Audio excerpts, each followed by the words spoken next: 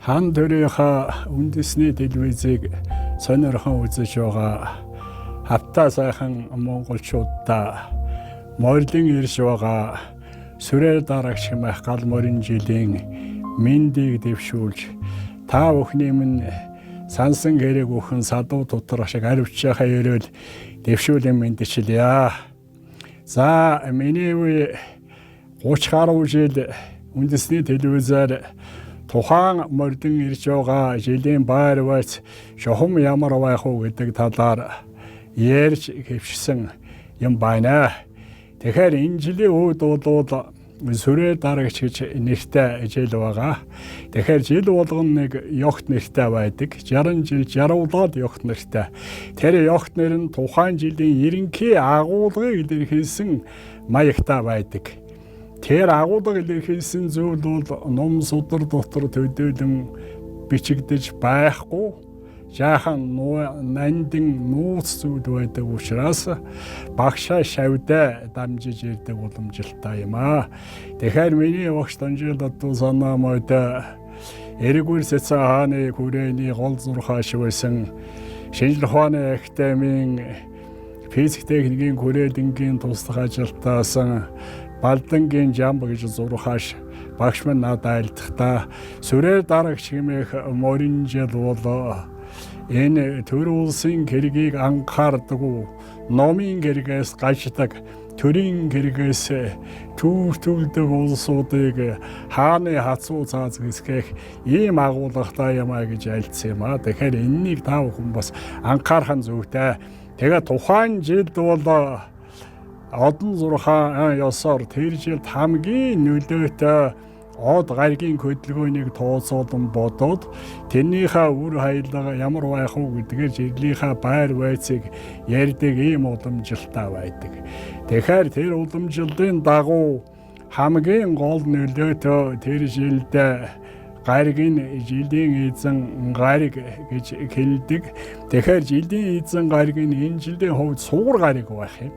Сугар гариг байх болохтой газар гэрэн сансан хэрэг сайн бүтэх, салуу дотроо ариужих, цагтаа хур ус буух, за сайн үсмөрөө дийлгэрэх гэсэн агуулгатай байх юм. Тэгэхээр тухайн жилд гаригээс гадна тухайн жилийн эзэн од гэж нэг зүйлийг хэлдэг. Тэр нь ямар учиртай вөхтэй газарыг хаврын амьсгал орсон өдөр тухайн газрын хуваар дээр 5 гаригийн нэг болох бархас байд гариг аль одондор харагчин гэдгээр нь тооцоолн тэр одыг тооцоолж боддог. Тэгэхээр энэ жилийн хувьд бол өглөг тохин гэж нэртэй ийм од ургасан байгаа. Тэгэхээр өглөгт од ургасан учраас үр тариа цагтаа дийлгэрн хүнсний ногоо сайжрах номын үндэстнүүдийн ажил үйлсдэлгэрэх гэж хэлсэн байх жишээтэй. Дараа нь бол жилийн хаан гариг гэж хэлдэг. Жилийн эзэн гариг гэж бас ярьдэм. Тэгэхээр жилийн хаан гариг нь бол энэ жилийн хувьд бархас бод гариг байх юм. Бархас бод байгаа учраас ур цагтаа буух, бодол дайрлж энэ үйлс сайн бүтэх. Ер нь альва үйлс цаад дотор баг гарах ийм агуулгатай байна. Тэгээд тэр орд улгонд нар шилжиж орж байгаа ажигдагч тийм байна шүү дээ. Тэгтээ газарыг Монгол зурхаа бас ордны зурхаа өөрөөр хэлбэл 12 ордны ордоор тэр гаригуд зорчж байхад одод зорч гарагдахад ямар үр хайлгатай юм бэ гэдгийг гаргадаг байгаа юм. Тэр ёсоор бол энэ жилийн хувьд хойно арслан жинлүүр матрын ордонд байрлаж байгаа үед цагтбарда тодорхой байж байгаа. Энэ үед бол ер нь аливаа үед эерэг сайхан нөлөөтэй байх. За байгаль загвар сайхан хэвийн байх ийм байна. Дараа нь бол заагаас хумх мэлхий охин Кэлэнцгээд энэ орднуудад шилжиж байгаа өдөр энэ сар ордонд байгаа үед бол ер нь сайн муугийн магадлалгүй гэж байгаа юм. Тэгтээ газарыг сайн үйлс анхаарад бас түүнийг бүтээхийн тухайдад альваа тэр цаад дотхоор болох шалтгаан юу вэ гэдгийг бодоод биеийн сэтгэлээ сайхан анхааруулж та бол зүгээр юм аа. Хамгийн сүүлд нь бол өхөр хамт татах нум гээд гурван ордонд шилжих үед бас байгаль загвард юм уу тэр шим ертөнцтэй сөрөг мөн нөлөөтэй юм байна. Жишээлх юм бол цас шамраг гарах юм уу мөн дэр зогхох юм уу гам болох юм уу нэг талдаа нөгөө талдаа ямар нэг ажил үйлсийг хийгээд явах сэргэмж муутай байвал бүтэхгүй болох юм уу ийм болох учраас анхаарах хэрэгтэй юм хамгийн гол нь бол манай үзэгчид бас сонирхоо сурчсан хүмүүс асууж л байдаг нэг зүйл бол тэр шороо өхрийн зурхаа гэж хэлдэг юм. Тэгэхээр энэ шороо өхрийн зурхаа гэдэг юм нь ер нь эртний 80-гийн гаралтай юм байна. Тэр тариалан шаардсан зориулсан юм байна. Тэрнийг Юнкэ үний хүрээний Өлзий Вацирим гэдэг хүн 17 дугаар зууны үед малчин монгол шуудад тааруулаад монгол газрын ховор дээр өхрийг яаж шинжих юм бэ гэж нэг зурхаа гаргаад тэр зурхаа ёсоор шилээ шинжилдэг. Түүгээр урахгүй хүрээ хийд дийлгээр байж явах үед тэр өхрийн зураг өхөр хариулж хоёрын зургийг датсан гэдийнхаа үүдэн дээр аваачаа тавьчихаа өдөөний уусууд хариалгаж ирээд эргэл мөргөл хийхээ хаачихгаар хараад нэг өхөр тийм байсан тиймэрхүү болоход удаага очоо ярьдаг. Ийм монгол усан нэг зурхаан талаар ярих гэж байгаа юм Тэгэхээр энэ жилийн үед бол өхөр хариулж өхөр хоёр гарна өхөр хариулж нь эдэр залуу хүн өснө хоошоогоо кийсэн баруун гутлаа өмсөө зүүн гутлаа баруун талдаа хавчуулчихсан ногоон дээлтэй цагаан бүстэй онгосон шилбөр барьсан хүн өхрийнхээ урд яаруухан шиг гүйж явах юм. Энэ жилийн өхөр нь улаан биетэй эвэр сүүлч ихэн шар амаа ангаасан омруу ногоон ходоод нь көх дөрвөн ширэн цагаан ийм өхөр явж явах юм Тэгэхээр энүүний цаана юу харуулдаг байгаа юм бэ гэж хэлдэг.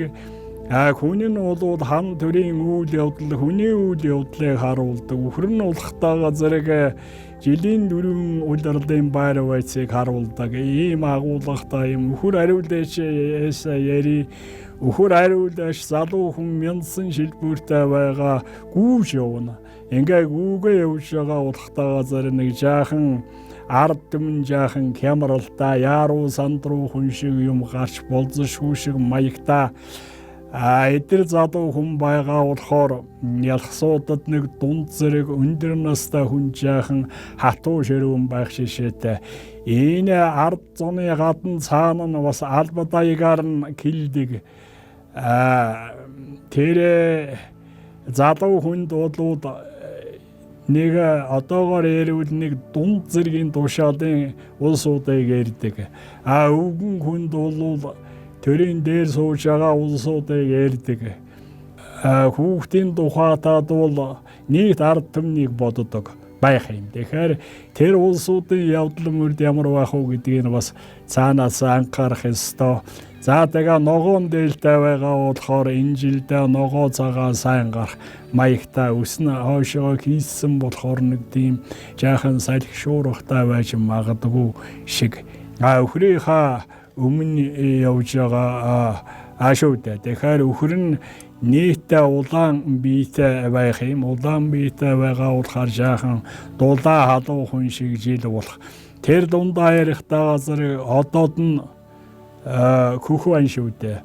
Одоод нь көхөө байгаа болохоор хуурвороо гайгууд өрөн ормоор шиг маягтай эвэр сүүл чих энэ төр нь шар байгаа. Тийм болохоор жил болгоно ихээр өвс ногоо сайтай гайгуу аштай давтай байх маягтай омруу ногоон байгаа юм. Омруу ногоон байгаа учраас жилийн чээж бүх соёр гээд нэг ярихад жилийн цээжээр ногоо могоо сайхантай ийм жил болох маягтай. Тэгээ ерөнхийд нь дүгнээд хэлэх юм бол энэ жилийн хувьд хуурвороо цагтаа буусан ногоо цагаа гайгуу шиг гэхдээ ард түмэн бол сэтгэл санаагаа сайн бариад тэгээ хийн арын шин давтагдахгүй байх шаардлагатай. Тийм биш байх юм бол хааны хатуу цааз гэж хэлдэм үү? Зарлиг ном гарч болзошгүй ийм юм байна. Өөрийнхөө үзэл бодлоо сайхан баримтлаад тэр номын ёс ямар байдгийг, хаан төрийн ёс ямар байдгийг, хууль дүрм ямар байдгийг гэдгийг анхаараа. Тэгээд монголчууд сайхан жил морилж ирэх юм байна.